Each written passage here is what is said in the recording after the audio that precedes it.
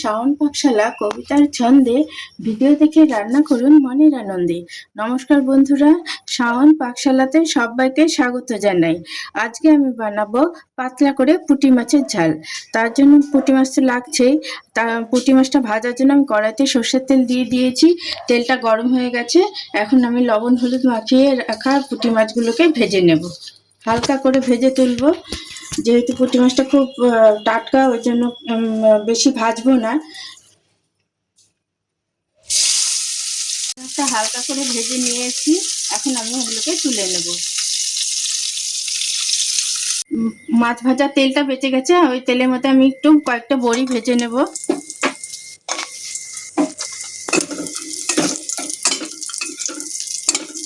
ভেজে তুলে নিয়েছি, এখন আমি এর মধ্যে দিয়ে দেবো কালো জিরে ফোড়ন, কয়েকটা চেরা কাঁচা লঙ্কা। ফোড়নটাকে আমি একটু ভালো মতো করে একটু ভেজে নিচ্ছি।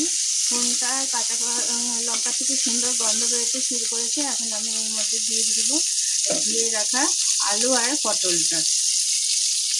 আপনারা ঝিঙেও দিতে পারেন, আমি ঝিঙেটা দিলাম না। একটু ওই তেলের সাথে ফোড়নের সাথে ভালো মতো করে একটু আলু আর পটলটাকে হালকা করে একটু ভেজে নেব। আঁচটাকে মিডিয়ামে দিয়ে আমি এখন একটু 2-3 মিনিটের জন্য একটু ঢাকা দিয়ে দেবো, এই আলু আর পটলটাকে একটু ভাজা ভাজা হওয়ার জন্য।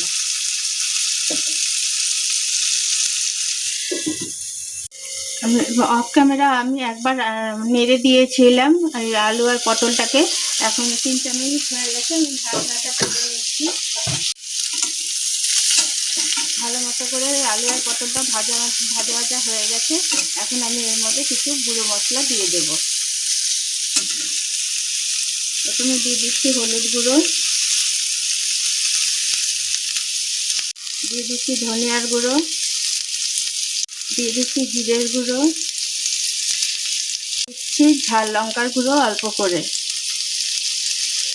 যেহেতু পাতলা ঝোল করবো, এই জন্য আমি বেশি মশলা বা তেল দিচ্ছি না। আর দিয়ে দেবো এখানে পরিমাণ মতো লবণ, দিয়ে দিচ্ছি সামান্য একটু জল, যাতে গুঁড়ো মশলাটা পুড়ে না যায়।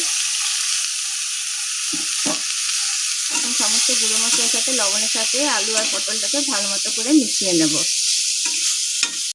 আলু পটলের সাথে সমস্ত গুঁড়ো মশলার সাথে ভালো মতো করে কষে নিয়েছি।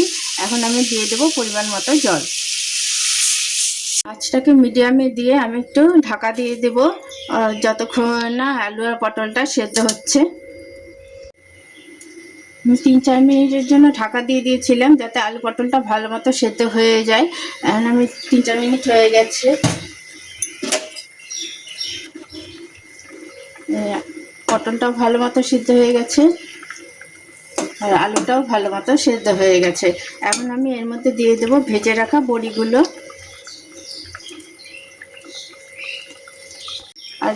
আর দিয়ে দেবো এখন ভেজে রাখা মাছগুলো।